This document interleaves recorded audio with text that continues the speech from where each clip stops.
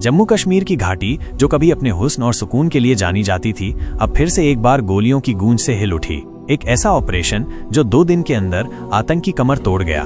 मंगलवार से शुरू हुई कार्रवाई ने गुरुवार को एक बड़ा मोड़ ले लिया। 2 दिन, 2 जिले, 2 बड़े आतंकी संगठन और कुल 6 आतंकियों का खात्मा। मंगलवार की सुबह शोपियां जिले में सुरक्षा बलों को खुफिया जानकारी मिली। सूचना थी कि लश्कर-ए-तैयबा के 3 आतंकी इलाके में छिपे हुए हैं। कार्रवाई शुरू हुई और कुछ ही घंटों में एक एनकाउंटर में तीनों आतंकवादी मारे गए। मारे गए आतंकियों की पहचान हुई शाहिद कुट्टे, अदनान शफी डार और एहसान उल हक। हैरानी की बात ये रही कि ये तीनों स्थानीय कश्मीरी युवक थे और पुलवामा के रहने वाले थे। इसमें से शाहिद कुट्टे लश्कर का एक लोकल टॉप कमांडर था। उसकी गतिविधियां लंबे समय से सुरक्षा बलों के रडार पर थीं। बताया जाता है कि वो कई आतंकी हमलों की साजिश और उनके संचालन में शामिल था। पुलवामा जैसे संवेदनशील इलाके में उसका सक्रिय होना इस बात का संकेत था कि आतंकी संगठन स्थानीय युवाओं को फिर से बहला फुसलाकर अपने जाल में फंसा रहे हैं। 3 आतंकियों के मारे जाने की ये खबर अभी ठंडी भी नहीं हुई थी कि गुरुवार की सुबह पुलवामा जिले से फिर से एक एनकाउंटर की खबर आई। इस बार जगह थी त्राल का नादेर गाँव। खुफिया एजेंसियों को सूचना मिली थी कि एक घर में जैश ए मोहम्मद के 3 आतंकी छिपे हुए हैं। सूचना इतनी पक्की थी कि ऑपरेशन में देरी नहीं की गई। सेना, सीआरपीएफ और जम्मू कश्मीर पुलिस की जॉइंट टीम ने तड़के इलाके की घेराबंदी शुरू की। जैसे जैसे ऑपरेशन आगे बढ़ा, गांव वालों को घरों में रहने की हिदायत दी गई। पूरा इलाका सील कर दिया गया। आसमान में ड्रोन उड़ रहे थे, जिनसे घर के अंदर की गतिविधियों पर नजर रखी जा रही थी। सुरक्षा बलों ने आतंकियों को चेतावनी दी, हथियार डाल दो, सरेंडर कर दो। लेकिन जवाब में मिली चुप्पी और फिर कुछ देर बाद गोलियों की आवाजें। इसी के साथ शुरू हुआ एनकाउंटर। एक तरफ आधुनिक हथियारों से लैस सुरक्षा बल, दूसरी ओर जैश के कट्टर आतंकी।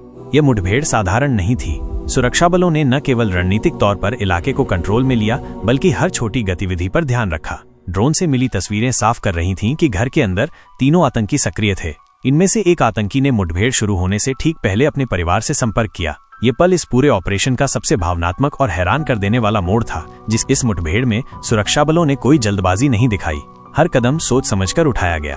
पहले आतंकियों को सरेंडर का मौका दिया गया, फिर गोलियों का जवाब दिया गया। कई घंटे चली इस कार्रवाई के बाद तीनों आतंकियों के शव बरामद हुए। साथ ही बरामद हुआ भारी मात्रा में हथियार, AK-47 राइफलें, पिस्टल, ग्रेनेड और कारतूस। पुलिस अधिकारियों ने बताया कि तीनों आतंकी आमिर नजीर वानी, आसिफ अहमद शेख और यावर अहमद भट्ट थे। सबसे अहम बात ये कि ये तीनों भी पुलवामा के ही रहने वाले थे, ठीक वैसे ही जैसे 2 दिन पहले मारे गए लश्कर के आतंकी। इसका मतलब साफ था, पुलवामा जिला एक बार फिर से आतंक की नई पौध का गढ़ बनता जा रहा है। गौर करने वाली बात यह भी है कि मंगलवार को लश्कर के 3 आतंकी मारे गए थे और गुरुवार को जैश के 3, यानी 2 अलग अलग आतंकी संगठनों के सदस्य, लेकिन सोच और रास्ता एक जैसा। दोनों घटनाओं ने यह साबित कर दिया कि घाटी में लोकल युवाओं की भर्ती तेज हो चुकी है। सोशल मीडिया, कट्टर विचारधारा और पाकिस्तानी आतंकी नेटवर्क की जालसाजी, ये सब मिलकर घाटी के युवाओं को फिर से हिंसा की ओर खींच रहे हैं। इस ऑपरेशन की रणनीति, खुफिया इनपुट की सटीकता और सुरक्षा बलों का संयम, ये सभी मिलकर एक बात बताते हैं, भारत आतंक के खिलाफ कोई ढील नहीं दे रहा। चाहे वो घाटी के किसी सुदूर गांव में हो या किसी बड़े शहर में, अब हर आतंकी पर निगाह है और हर कदम पर जवाब तैयार है। एक आतंकी की आखिरी वीडियो कॉल ने पूरे ऑपरेशन को एक अलग ही रंग दे दिया। आतंकी के पीछे एक इंसान होता है और हर इंसान के पीछे एक परिवार। जम्मू कश्मीर के त्राल में गुरुवार को हुए एनकाउंटर में मारे गए 3 जैश ए मोहम्मद के आतंकियों में से एक का नाम था आमिर नजीर वानी। वही आमिर जिसने ऑपरेशन शुरू होने से कुछ ही देर पहले अपनी मां को वीडियो कॉल किया।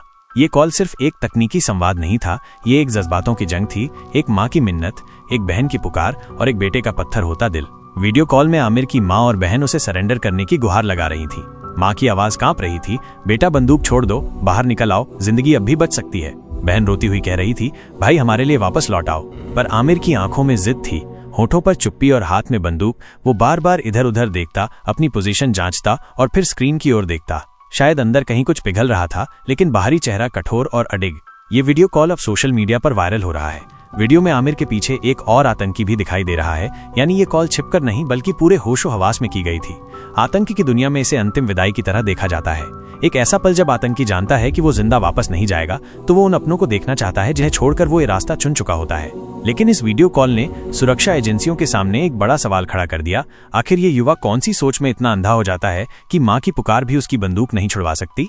आमिर वानी पुलवामा का ही रहने वाला था। 20-22 साल का ये नौजवान कुछ महीने पहले तक एक आम लड़के की तरह जिंदगी जी रहा था। पढ़ाई करता था, दोस्तों के साथ घूमता था, घर में हंसी मजाक होता था। लेकिन फिर एक दिन वो गायब हो गया। परिवार ने तलाश की रिपोर्ट दर्ज कराई, लेकिन बाद में पता चला कि आमिर जैश ए मोहम्मद में शामिल हो चुका है। कैसे और क्यों, इसका जवाब आज भी परिवार नहीं दे पा रहा। गुरुवार को नादेर गांव में जो मुठभेड़ हुई उसमें आमिर के साथ मारे गए 2 और आतंकियों आसिफ अहमद शेख और यावर अहमद भट्ट की भी कहानी कुछ ऐसी ही थी। तीनों युवक, तीनों पुलवामा के, तीनों लोकल कश्मीरी और तीनों ने बंदूक उठाने का फैसला किया। सुरक्षा बलों के एक वरिष्ठ अधिकारी ने बताया, एनकाउंटर शुरू होने से पहले आतंकियों को सरेंडर करने का पूरा मौका दिया गया। हमने पूरे इलाके को सील कर रखा था, उनके पास भागने की कोई गुंजाइश नहीं थी। हमने माइक से भी सरेंडर की अपील की, लेकिन उन्होंने गोलियों से जवाब दिया। जब मुठभेड़ खत्म हुई तो अंदर से 3 शव बरामद हुए, बगल में पड़ी थी। AK-47 राइफलें, हैंड ग्रेनेड, भारी मात्रा में कारतूस और जैश-ए मोहम्मद से जुड़े दस्तावेज। इस पूरी कार्रवाई की सबसे अहम बात यह रही कि यह ऑपरेशन बिल्कुल सटीक और सफाई से अंजाम दिया गया। न कोई आम नागरिक घायल हुआ, न सुरक्षा बलों को कोई नुकसान। लेकिन यह ऑपरेशन मनोवैज्ञानिक मोर्चे पर एक बड़ी चुनौती को उजागर करता है। जब कोई युवक अपने परिवार के सामने होता है, माँ बाप सरेंडर की बात कर रहे होते हैं और फिर भी वो पीछे नहीं हटता, तब ये कट्टरता का चरम है।